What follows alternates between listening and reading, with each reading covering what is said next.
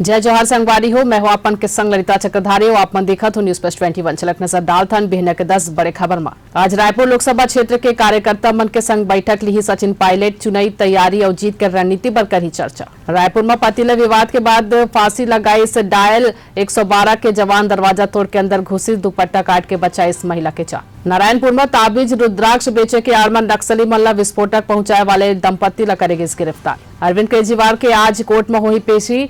Medical जांच पर doctor ED office पहुंची सीएम के परिवार ने मिली राहुल गांधी। बिहार में देश के सबले लंबा पुल के हिस्सा गिरी से एक के हुई मौत, कतको मजदूर के दबे हुए के है आशंका। पश्चिम बंगाल में शिक्षक भर्ती घोटाला में मंत्री चंद्रनाथ सिन्हा के वीरभूम आवास में ईडी के छापामारी। प्रधानमंत्री नरेंद्र मोदी भूटान पर हुई रवाना, 22-23 मार्च के कर ही राजकीय यात्रा। जेल में बंद आजम खान ले मिले बा सीतापुर जाही अखिलेश यादव, रामपुर लोकसभा पर हुई चर्चा। दिल्ली के आईटीओ मेट्रो स्टेशन आज बिहने 8 बजे ले संझा 6 बजे तक रही बंद।